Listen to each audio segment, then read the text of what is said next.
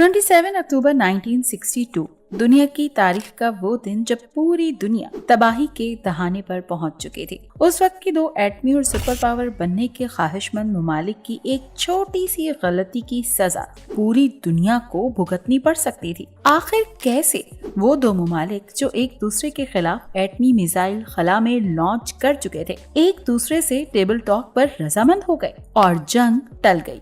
आखिर किसने अमेरिका की तबाही की साजिश रची और एटमी मिसाइल हमले के लिए सबमरीन अमेरिका रवाना कर दी? आखिर क्यों अमेरिका की तबाही की तरफ गामजन एटमी हथियारों से लैस सबमरीन B-59 जो अमेरिकी साहिल तक पहुंच चुकी थी, बगैर कोई हमला किए वापस चली गई? ये सब और बहुत से तारीखी राज जानने के लिए ये वीडियो मुकम्मल देखिए। मेरा नाम है सिद्रा जीवन और आप देख रहे हैं मेरा YouTube चैनल। अमेरिका और सोवियत यूनियन के हालात दूसरी जंग अजीम के बाद भी कशीदा ही थे।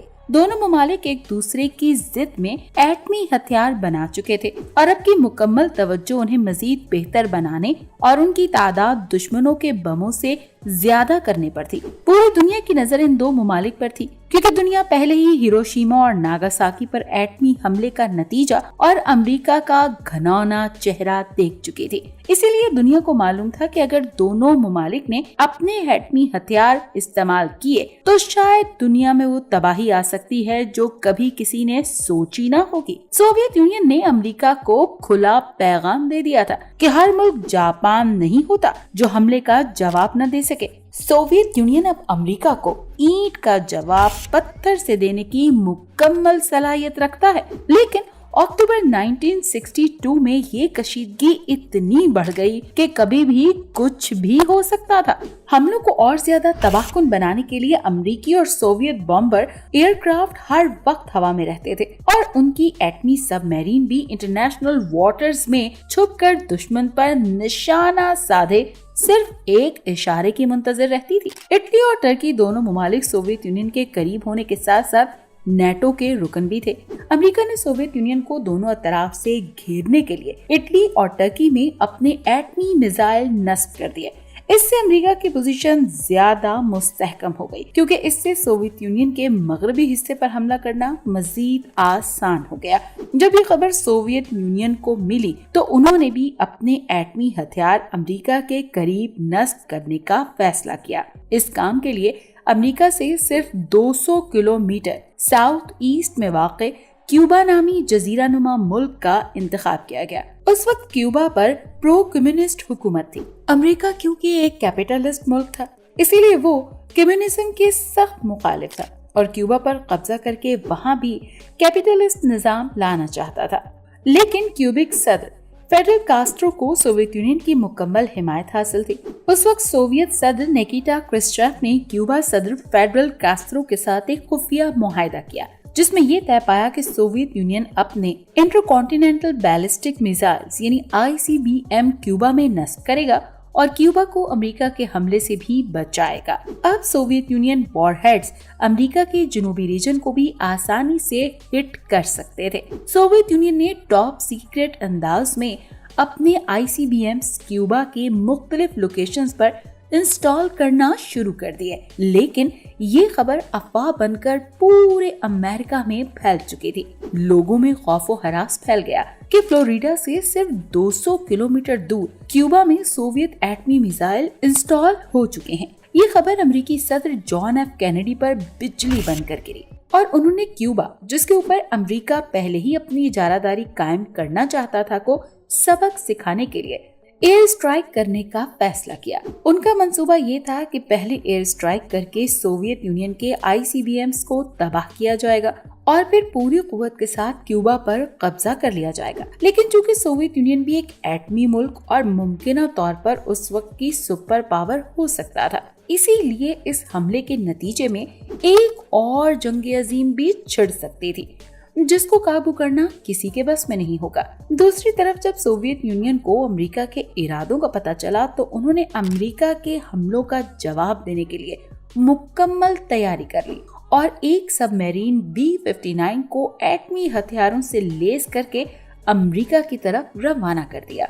उसको क्यूबा के पानी में छुपे रहने को ऑर्डर मिला था। इस सबमरीन के सिपाहियों को मुकम्मल आजादी थी कि अगर जंग छिड़ जाए तो न्यूक्लियर टारपेडो मिसाइल लॉन्च करके मॉस्को से इजाजत लेने की भी जरूरत नहीं है। बदकिस्मती से ये सबमरीन यूएस नेवी की नजरों से छुपने के लिए इतनी गहराई में जा चुकी थी कि उसका मॉस्को से भी राब्ता मुनक़ता हो चुका था। लगे हाथ यूएस नेवी को भी सोवियत सबमरीन की अमेरिकी साहिल पर होने का शक हो गया। उन्होंने समंदर में छोटे छोटे बॉम्ब फेंककर सबमरीन को इशारा दिया कि वो ऊपर आकर अपनी शनाख्त करवाएं।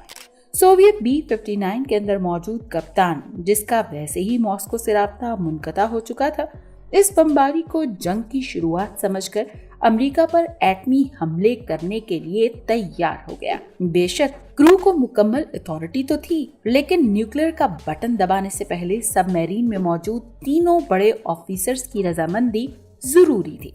3 में से 2 अफसर इस हक में थे कि मिसाइल दाग देने चाहिए, जबकि एक अफसर ने इस हमले की मुखालिफत करते हुए कहा कि एटमी मिसाइल हमला बहुत नाजुक मामला है, जबकि इसके पास जंग शुरू होने की कोई तस्दीक भी नहीं है।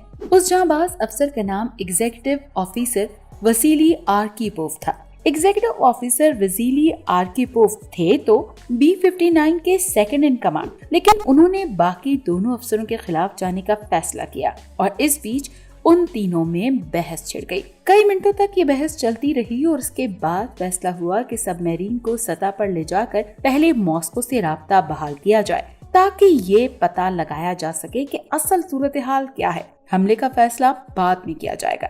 जब B-59 में ये सारा मामला चल रहा था तो उसी वक्त इस बढ़ती हुई कशीदगी को कम करने के लिए सोवियत और अमेरिकन सदूर के दरमियान एक मीटिंग हुई, जिसमें ये तय पाया कि सोवियत क्यूबा से अपनी एटमी मिसाइल इस शर्त पर वापस मंगवाएगा कि अमेरिका उसके बाद कभी भी क्यूबा पर कब्जा करने का नहीं सोचेगा। ये वो मुआहिदा था जिसको पब्लिक किया गया, लेकिन बाद में ये खबर भी शाया हुई कि अमेरिका ने चुपके से इस बात पर भी हामी भर ली थी कि वो इटली और तुर्की से भी अपने एटमी मिसाइल को हटाएंगे। सबमरीन B-59 जब समंदर की सतह पर पहुंची तो उन्होंने मॉस्को से राब्ता किया, जिस पर उन्हें मॉस्को वापस आ जाने को ऑर्डर मिला और वो वापस लौट गए। 12 दिनों तक चलने वाली इस कशीदगी को आज दुनिया क्यूबन मिसाइल क्राइसिस के नाम से जानती है।